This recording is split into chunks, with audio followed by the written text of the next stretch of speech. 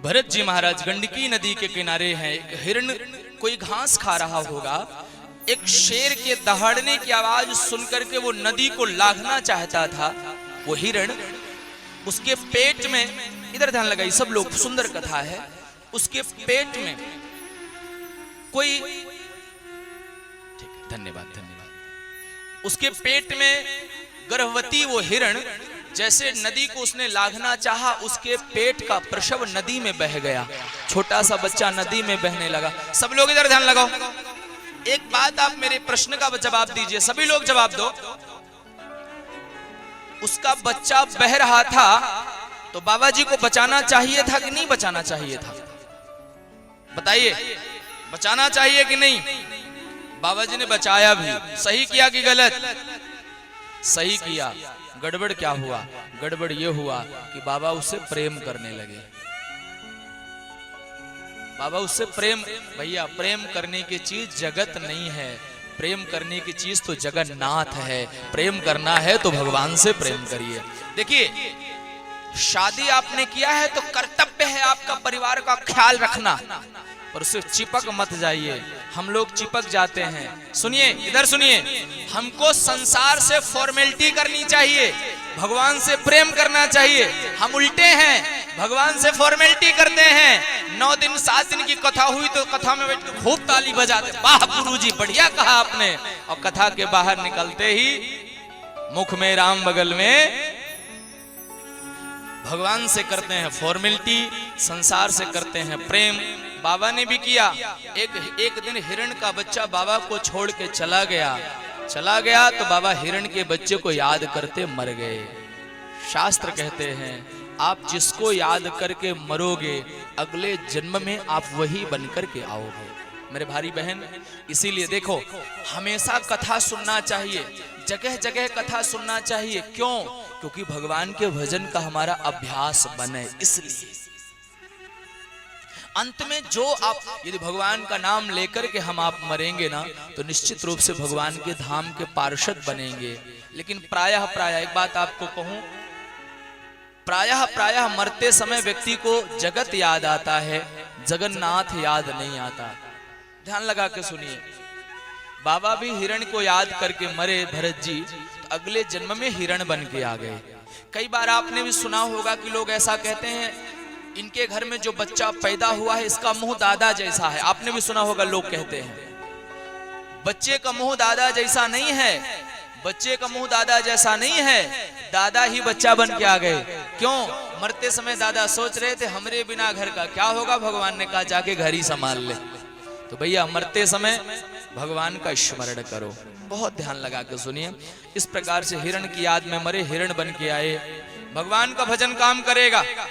पशु बन के आए तो भी काम किया। याद था मैं पिछले जन्म में अहम पुरा भरतो नाम राजा, मैं पूर्व जन्म में भरत नाम का राजा था।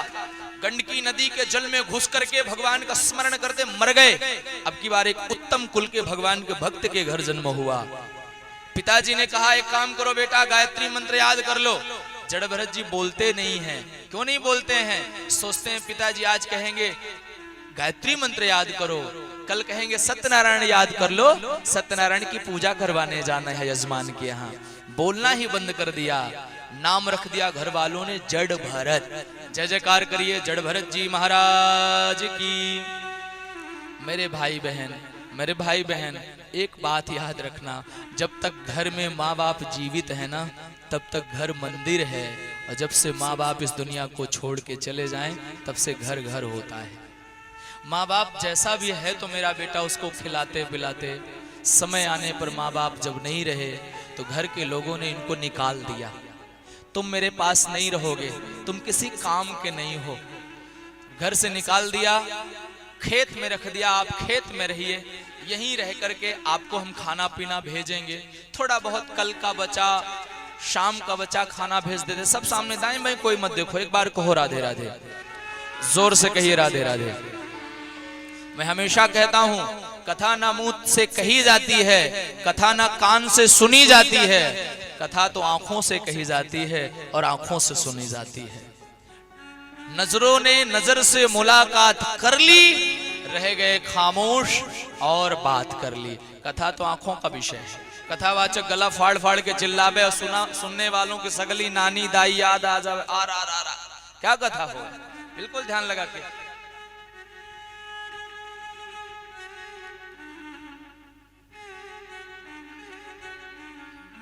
प्रेम से कहो राधे राधे, जोर से कहिए राधे राधे।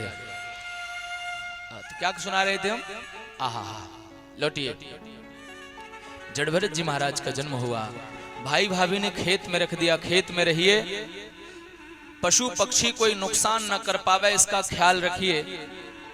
पशु पक्षी, मैया जल्दी बैठ जाओ, सामने कम से कम बात करिए खड़े होकर। सबको मेरी हाथ जोड़ के प्रार्थना है, सामने एक बार कहो राधे राधे। क्या कह रहे थे? हाँ, जड़भरत जी महाराज खेत में हैं। भाई भैया भाभी ने कहा पशु पक्षी नुकसान न कर पावे, ठीक है नहीं करेंगे। भैया कहे कि इतना वापस गए और आसपास जो पशु पक्षी थे, जड़भरत जी कहते इधर आ जाओ, राम की चिड़िया राम का खेत, खा लो चिड़िया भर भर। भगवान का खेत, चिड़िया भी भगवान की, खाओ पेट भर भर के, मौज से खाओ। इस प्रकार से जब कहा है तो जड़भरत जी महाराज के भाइयों ने इनको वहां से भी निकाल दिया है। एक दिन जंगल में एक रहुगण नाम के राजा को एक पालकी उठाने वाले की आवश्यकता हुई है। जड़भरत जी को पालकी में जोत लिया है। आप सब जानते हो पालकी एक चीज होती है जिसमें 4 लोग जोते जाते हैं। जोते माने लगाए जाते हैं, 2 आगे 2 पीछे। 3 ठीक ठीक बीमार पड़ गया, जड़भरत जी को लगा लिया। अब जड़भरत जी जब पालकी लेकर के चले, कोई चीटी मटा नीचे आवे, तब तो वो चीटी मटा में भगवान को देखते हैं। सिया राम मैं सब जग जानी, करहूं प्रणाम जोरी जुग पानी। जड़भरत जी कूद जाएं। अब जब जड़भरत जी कूदें तो रहुगण के खोपड़ी में पालकी लगे। रहुगण ने सिर निकाल के कहा, देखो रे भैया, मैं ऐसा दंड दूंगा कि तुम्हें मुंह छुपाने का मौका नहीं मिलेगा। आज तक जड़भरत जी भागवत में बोले नहीं हैं, आज जड़भरत जी पहली बार बोले। वो इसलिए बोले क्योंकि भारत के साधुओं के ऊपर ऐसे ही बड़ी जल्दी लोग अंगुली उठा देते हैं। यदि मैं आज भी नहीं बोला तो लोग क्या कहेंगे। भारत के एक संत ने जिस व्यक्ति को अपने कंधे पर बिठाया उसको भी नरक में जाना पड़ा। इसलिए आज पहली बार जड़भरत जी बोले, बेटा तुमने क्या कहा कि तुम मुझे मारोगे? ना हम विशंके सुरराज वज्रान, न त्रक्षशूलान न यमस्य पाशात्। ना हम विशंके, मुझे शंका, मुझे डर, ना हम विशंके सुरराज वज्रान, मुझे सुरराज देवताओं के देवराज इंद्र के वज्र से भी डर नहीं लगता, मुझे काल से भी डर नहीं लगता। ध्यान से देख मैं कौन हूं। इतना कहा, खोपड़ी निकाल के रहुगण ने बाहर देखा, कुछ नहीं दिखा, सिर्फ पीछे से 2 चीज देखी। एक तो खोपड़ी का एंटीना, समझ गया? एंटीना माने शिखा, और दूसरा शरीर का जनेऊ।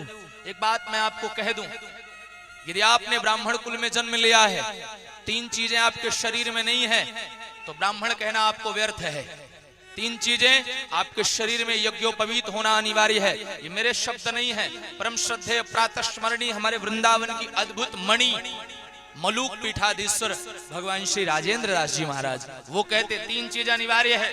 शरीर में जनेऊ, खोपड़ी में एंटीना, शिखा और माथे पर तिलक अनिवार्य है। लगाइए, नहीं लगाते हैं तो आप ब्राह्मण नहीं है। प्रेम से कहो राधे राधे, जोर से कहिए राधे राधे। दिखा, रहुगण नीचे कूद पड़ा, पांव पकड़ लिया। गुरुदेव आप जहां मैं जा रहा हूं कपिल देव भगवान के प्रवचन में, आप कहीं भगवान कपिल तो नहीं हो? नहीं नहीं, मैं कपिल देव भगवान नहीं हूं। तो आप कौन हो? मैं कौन हूं ये छोड़, लेकिन राजन जिसे मारा जा सकता है वो मैं नहीं हूं। मैं कौन हूं मैं ये नहीं बताऊंगा, लेकिन सुन ले मेरे बारे में। जिसको मारा जा सकता है वो मैं नहीं हूं, जिसको जलाया जा सकता है वो मैं नहीं हूं, जिसको काटा जा सकता है मैं वो नहीं हूं, जिसको बहाया जा सकता है मैं वो नहीं हूं। क्योंकि जलाया जाता है शरीर को, गलाया जाता है शरीर को, बहाया जाता है शरीर को। आत्मा नैनम, भगवत गीता, नैनम छिन्दन्ति शस्त्राणि नैनम दहति पावकः न चैनम क्लेदयन्त्यापो न शोषयति मारुतः। न आत्मा को गलाया जा सकता है, न बहाया जा सकता है, न कुछ भी बर्बाद नहीं किया जा सकता, क्योंकि जैसे परमात्मा अमर है ऐसे आत्मा भी अमर है। पांव पकड़ लिया गुरुदेव, आपकी बात मुझे समझ में नहीं आ रही है, थोड़ा ध्यान से सुनिए, कठिन विषय है लेकिन सरलता से मैं समझाता हूं। रहुगढ़ कहता है गुरुदेव, स्थाल्यग्नितापात पैसो भितापात तत्ताप तस्तंडुल गर्भरंध्री देहेन्द्रिया स्वासय सन्निकर्षात् तत्संसृति पुरुषस्यानुरोधात्।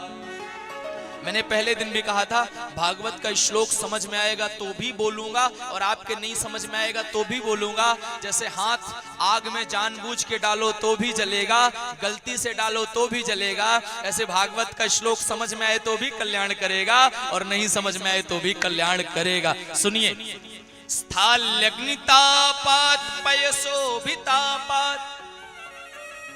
खिचड़ी बनाना आपको आता है? नहीं आता है? आता है। अच्छा, खिचड़ी कैसे बनाते हैं? कुकर लीजिए या कोई पात्र लीजिए, उसको गैस के ऊपर चढ़ाइए, आग जलाइए, उसमें पानी डालिए, चावल डालिए, हल्दी डालिए, मूंग की दाल डालिए, नमक डालिए, खिचड़ी बनेगी। बनेगी कि नहीं बनेगी?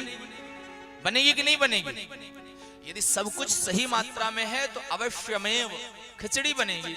तो भगवान यही तो हम आपको कहना चाहते हैं, यदि यदि यदि हमारे तन को कष्ट हुआ, ध्यान से सुनो, कभी भी आप देखना, हमको यदि कष्ट होता है तो हमारी श्वास तीव्र हो जाती। कभी आप लोग अनुभव करिएगा, यदि हमको क्रोध आए तो हमारी श्वास तीव्र होती है।